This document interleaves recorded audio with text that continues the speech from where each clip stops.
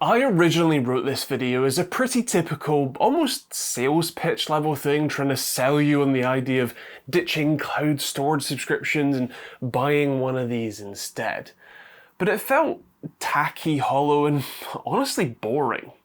The thing is that this is something that I genuinely recommend and believe in, so if you'll permit me to drop the BS pretense that you have a 3-second attention span and need to be jazzed with clickbait, I just want to tell you why these things are great and my honest opinions on the everything is a subscription world we live in now. If that sounds good to you, stick around. If not, fair enough, have a great day. First off, what even are these things? I'm sure a bunch of you, especially the more regular viewers of the channel, will already know, but if you don't, that's fine because you're really who this video is for anyway. This is a NAS, or a network attached storage device. This is basically a little low power computer with hard drive or SSD bays that let you store your pictures, videos, files and Linux ISOs, read pirated media, at home, all for a one-time purchase cost and no ongoing subscriptions. I actually run 2 custom-built NASs, plus a third off-site, or I guess you could just call them home servers at that point, but that's kind of the point. First though, let me explain my problems with cloud storage, then you'll better understand why I like these things so much that I built 3. Cloud storage seems great, and to be fair, it kinda is. Using someone else's network of computers to store your stuff, especially a big company like Apple or Google who makes it so damn easy to store your stuff with them and share it and all that, it's easy. I get it. But that's also a trap. Companies like Apple and Google trap you into signing up. Automatic photo backups that fill up the free storage they offer, and then scary messages that say you're going to lose all of those photos and memories if you don't hurry up and pay them. And then once you're in, well, it's really hard to leave. Price raises are an inevitable part of being trapped under someone else's thumb like this.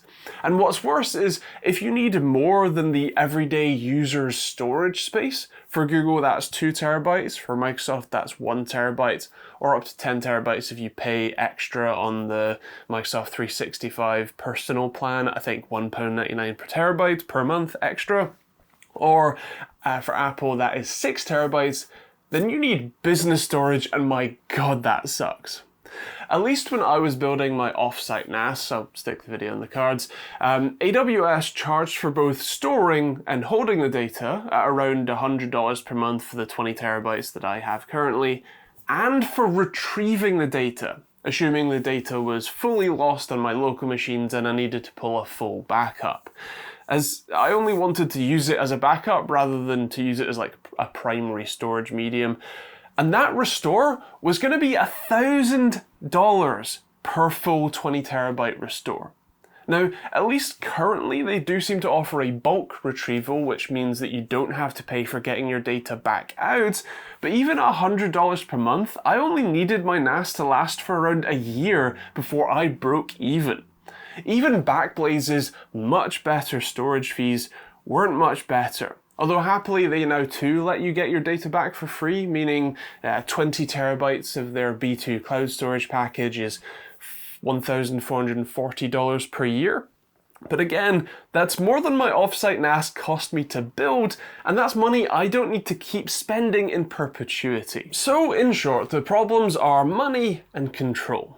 Having your own NAS solves both of those problems and adds a lot more value at the same time, which brings me nicely back to the whole you may as well call these things home servers bit from earlier, because yeah, that's what these are.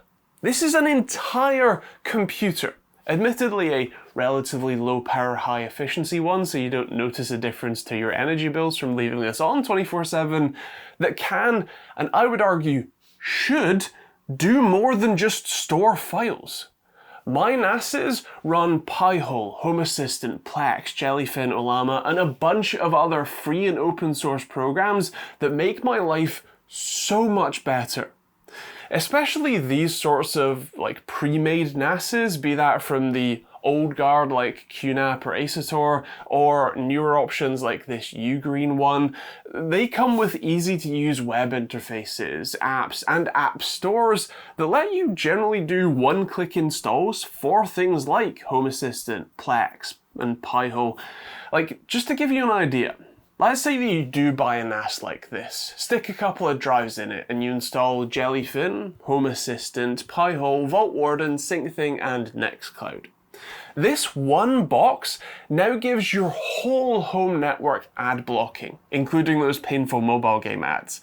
All of your passwords are now stored and secured locally, not on some cloud provider that can get hacked.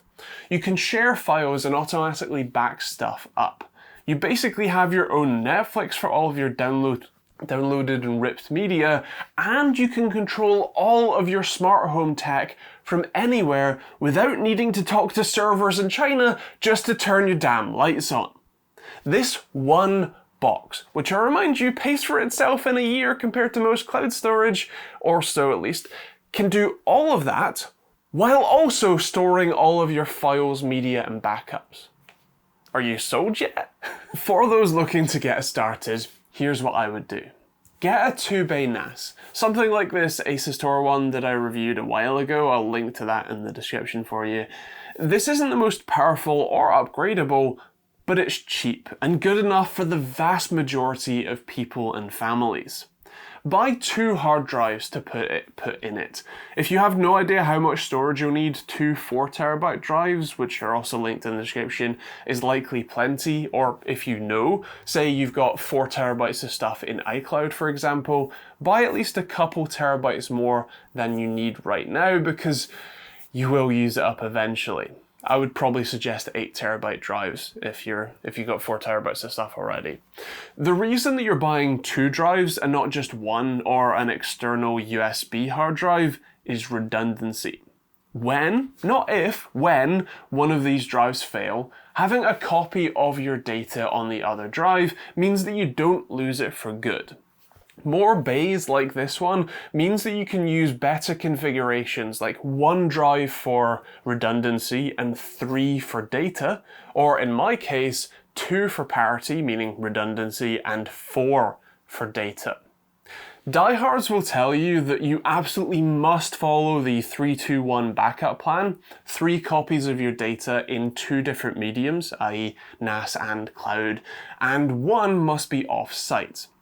But really, any backup is better than no backup. And what you can also do is use the NAS to significantly downsize your cloud storage bill. Say you pay £26.99 a month to Apple for 6TB of storage. Well, now you could swap it out to just $8.99 for 2TB to store a backup of your most essential photos, documents, and files. When it comes to things like automatic backups, a lot of these pre-made NASs have apps and desktop programs that will back up your files to your NAS automatically. Or there are self-hosted versions too.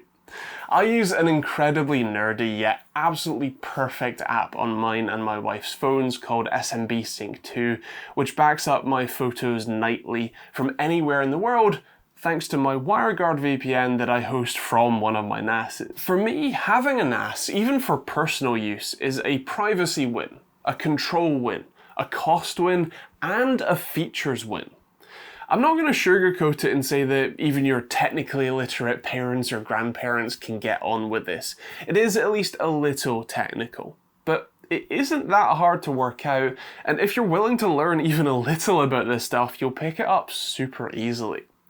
Managing your own hardware does require some time and upkeep. Like I said, these drives will fail eventually, although I've been running my own NASs for over a decade now, and I've not had one of those NAS drives fail outright on me, at least yet. Touch some wood here.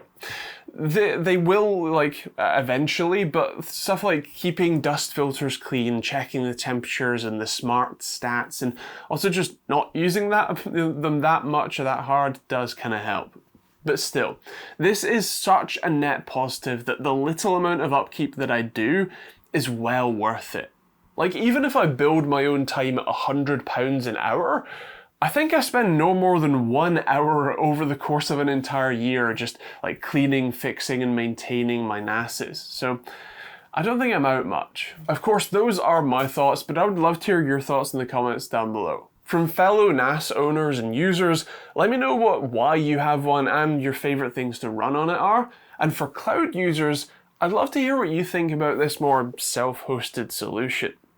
If you want to check out more videos like this one, including the review of both of these NASes, yes, this little puck is actually a NAS, it's a 4-bay SSD NAS instead of 4-bay hard drives, check out the playlist in the end cards and the other videos in the cards above. If you want to check out more videos going forward, please do hit the subscribe button and turn on the bell notification icon. And if you want to check out my own hardware, the open source response time and latency testing tools, those are available at osrtt.com, linked in the description. Otherwise, thank you very much for watching, hope you enjoyed it, and we'll see you on the next video.